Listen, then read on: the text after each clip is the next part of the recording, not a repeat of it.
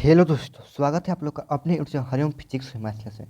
देखिए, आज के इस वीडियो में हम लोग क्लास 12 का सब्जेक्ट फिजिक्स पढ़ेंगे।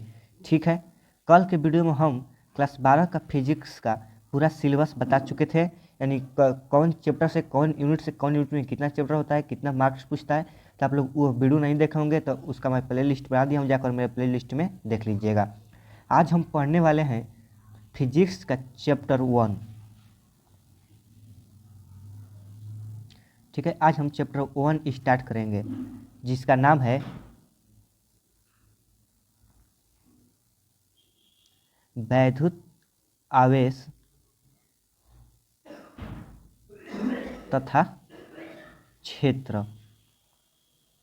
ठीक है, इसको इंग्लिश में बोलेंगे इलेक्ट्रिक चार्ज एंड फील्ड। तो आइए हम लोग बिना देर के पहले देखिए, हम लोग यूनिट 1 पढ़ रहे हैं, जिसमें 4 चैप्टर उसमें है। तो पहला चैप्टर है विद्युत आवेश तथा क्षेत्र। अब यूनिट 1 का नाम है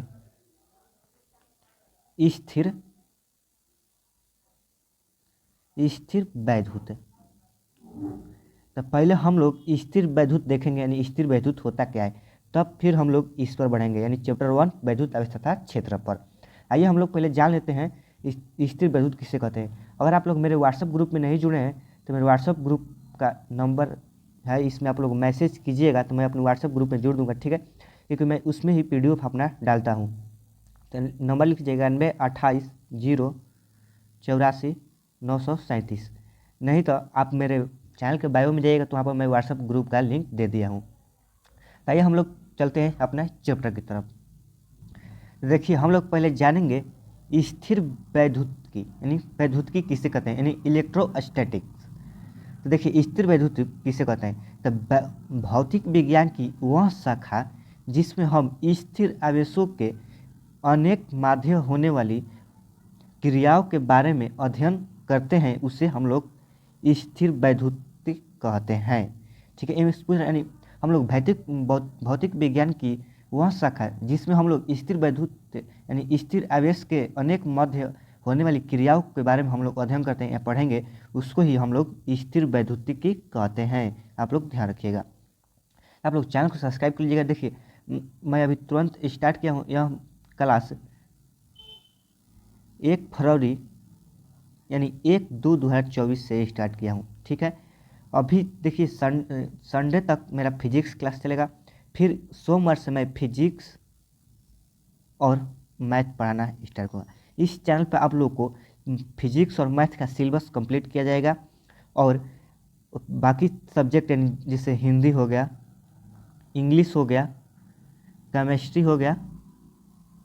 ठीक है, इन तीनों का आप लोग को चैप्टर वाइज ऑब्जेक्टिव कंप्लीट किया जाएगा, और लास्ट में आप लोग को इसका VVI ऑब्जेक्टिव सब्जेक्टिव दिया जाएगा।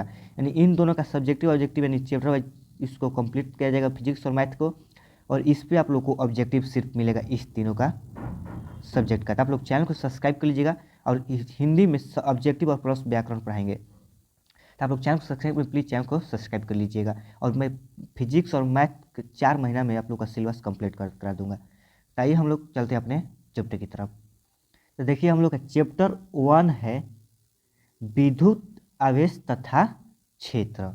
ठीक है, तो हम लोग पहले जानेंगे विद्युत आवेश किसको बोलते हैं, यानी इलेक्ट्रिक चार्ज। इसको हम लोग इंग्लिश में क्या बोलते हैं, इलेक्ट्रिक चार्ज।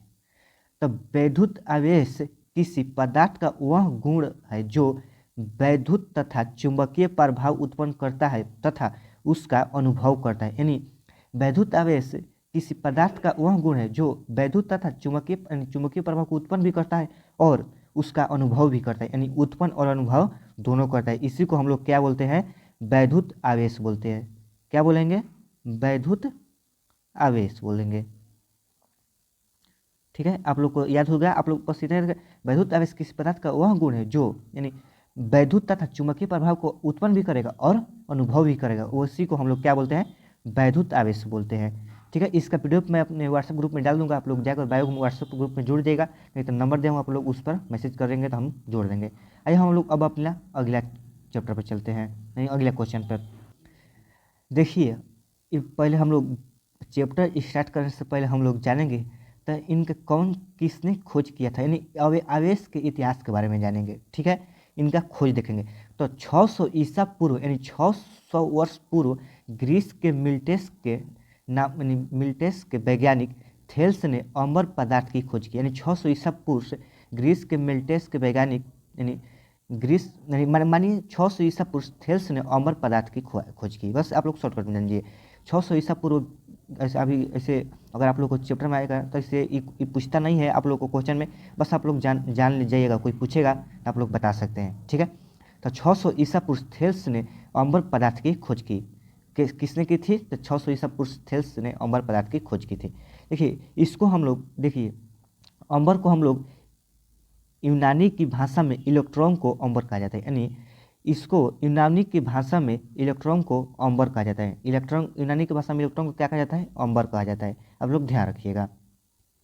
देखिए अब अगला हम लोग का पॉइंट है 1600 ईस्वी में इंग्लैंड के गिलबर्ट वैज्ञानिक ने बताया अम्बर की तरह कुछ, यानी बताएं कि अम्बर की तरह कुछ अन्य भी पदार्थ, माने कुछ अन्य पदार्थ भी जो रेशम या ऊन के साथ रगड़ने पर दूसरी वस्तुओं को आकर्षित करने का गुण आ जाता है। यानी इंग्लैंड के गिलबर्ट वैज्ञानिक ने बताया कि अंबर की ही भांति, यानी अंबर की ही भांति अन्य पदार्थ भी जो रेशम या ऊन के साथ रगड़ने पर दूसरी वस्तु को आकर्षित, यानी रेशम और ऊन के साथ रगड़ने पर दूसरी वस्तु भी क्या हो जाएगी? आकर्षित हो जाएगी।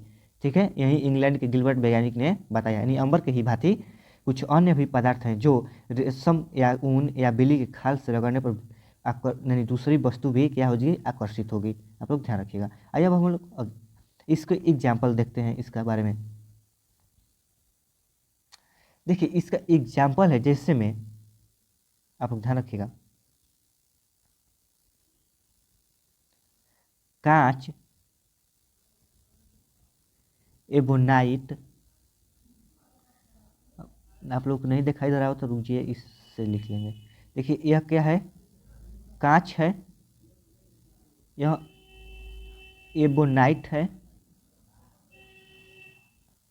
ठीक है, और गंधक हो गया। यानी यानी आप लोग देखिए अपने बाल ने कुछ भी देखिए, आप लोग जब छोटा मैंने छोटे बचपन पर आप लोग कलम को बार में रगड़ कर धूल सटाते होंगे। ठीक है, ऐसा ही आप लोग जैसे एक कंघा लीजिएगा, कंघा पर आप लोग पूरा यानी बाल पर पूरा घर्षण कीजिएगा, यानी 10 बार रगड़िएगा, तब उसको आप लोग देखिए कागज का छोटा छोटा टुकड़ा, यानी कागज का छोटा टुकड़ा ले लीजिएगा टुकड़ा। अब उसको क्या कीजिएगा? यानी उस पर इसे सटाइएगा, ठीक है, तो वह आप सट जाएगा। ओके, वैसे ही मतलब कांच एबोनाइट गंधक यानी लेंगे, वैसे ही इसमें भी क्या होगा? आप लोग को आकर्षित होगा, यानी आवेश इसमें भी आएगा। अब जो ये गंधक भी सटेगा कांच का, देखिए कांच जो आप लोग मिक्सी में पीसिएगा तो कांच भी सटेगा, भले उन्हें दूर है, बाकी उसका नाम तो कांच ही होगा। ठीक है, तो आप लोग जाकर घरे एक प्रक्रिया कर सकते हैं। तो यहाँ पर लोग एग्जाम्पल में लिख लीजिएगा कांच, एबोनाइट, गंधक आदि। देखिए हम लोग अगला देखिए, आकाशीय बिजली में विद्युतीय आवेश होता है, यानी पूछ रहे इसमें आकाशीय बिजली में विद्युत आवेश होता है या नहीं। तो इसके लिए इन्होंने यानी अंबर जो देखिए हम लोग का एक पॉइंट छूट गया है। ओके, आइए इस पर देखिए क्या छूटा है। एक देखिए 1752 ईस्वी में, आप ध्यान रखिएगा, 1752 ईस्वी में बेंजामिन फ्रैंकलिन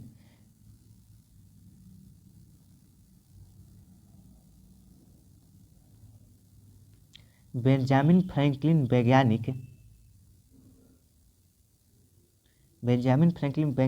ने अंबर को आवेश नाम दिया। बोल रहा है 1752 ईस्वी में बेंजामिन फ्रैंकलिन वैज्ञानिक ने अंबर को आवेश नाम दिया। क्या दिया? आवेश नाम दिया। ठीक है, अब देखिए, अब आकाशीय बिजली में विद्युतीय आवेश होता है, तो इसके लिए मतलब इन्होंने इसके लिए इन्होंने तूफान में आकाशीय बिजली के बीच पतंग उड़ाई। यानी यानी इन्होंने आकाशीय बिजली में विद्युतीय आवेश होता है यह जानने के लिए इन्होंने क्या किया, तो आकाशीय बिजली के बीच पतंग उड़ाई। ठीक है, इनके इस प्रयोग से आज भी मतभेद है। यानी इन्होंने यह जानने के लिए आकाशीय में पतंग उड़ाई तो बिजली आ रहा था, तो इनके इस प्रयोग में अभी मतभेद है, यानी सही या गलत अभी, यानी इस वैज्ञानिक ने अभी इसको सही करार नहीं दिया है। बस आप लोग जानिए इनके इस प्रयोग में भी मतभेद है आज भी। देखिए हम लोग का अगला पॉइंट है 1646 ईस्वी में सर थॉमसन ब्राउन ने विद्युत परिभाषित किए। यानी 1646 ईस्वी में सर थॉमसन ब्राउन ने विद्युत परिभाषित किए। थॉमसन ब्राउन के अनुसार विद्युत वह ऊर्जा है, यानी वह विद्युत को परिभाषित किए तो थॉमसन ब्राउन के अनुसार विद्युत वह ऊर्जा है अगर कोई पदार्थ जितने समय तक आवेशित रहता है, यानी कोई पदार्थ जितने समय तक आवेशित रहता है तो उतने समय तक आकर्षित करता है। यानी जितना ही आवेशित रहेगा उतने समय तक कुछ, यानी जैसे आप लोगों को कागज का टुकड़ा सटा रहेगा कुछ भी, यानी आवेशित करता है, अन्यथा वह विकर्षित कर देता है। जब उसका आवेश खत्म हो जाएगा तो वह क्या कर देगा, विकर्षित कर देगा। आप लोग ध्यान रखिएगा, जब तक आवेश रहेगा वह आकर्षित करेगा, तब आवेश खत्म होगा तो वह विकर्षित करेगा, यानी उसमें हमेशा आवेश नहीं रहेगा। इस पॉइंट का यही कहने का मतलब है। तो उम्मीद करता हूँ तो आप लोग इस वीडियो से आप लोग कुछ सीख मिला होगा। तो हम लोग देखिए कल के बारे में टॉपिक को हम लोग लाएंगे, यानी आवेश के प्रकार। कल हम लोग पढ़ेंगे आवेश के प्रकार के बारे में। ठीक है, तो उम्मीद करता हूँ आप लोग को इस वीडियो से कुछ भी समझ में आया होगा। आप लोग हेडिंग डाल लीजिएगा आवेश का प्रकार, यानी टाइप्स ऑफ चार्ज। ओके, तो मिलते हैं अगले वीडियो में। आज तक के लिए इतना ही। आप लोग कोई भी दिक्कत हो तो मुझे कमेंट बॉक्स में कमेंट कर सकते हैं या इस नंबर पर आप लोग कुछ भी पूछ सकते हैं। ये लिख लीजिए नंबर 9128084937, और यह मेरा व्हाट्सअप ग्रुप का नंबर है। आप लोग मुझसे मैसेज कीजिएगा, मैं इस पर आप लोग को जोड़ दूंगा, नहीं तो बायो में जाकर डायरेक्ट जोड़ सकते हैं। तो मिलते हैं अगले वीडियो में। जय हिंद जय भारत। इसका PDF आप लोग मेरे व्हाट्सअप ग्रुप से ले सकते हैं। तो आप लोग चैनल को सब्सक्राइब करना और वीडियो को लाइक करना प्लीज़ मत भूलिएगा, और अपने दोस्तों में भी शेयर कर दीजिएगा।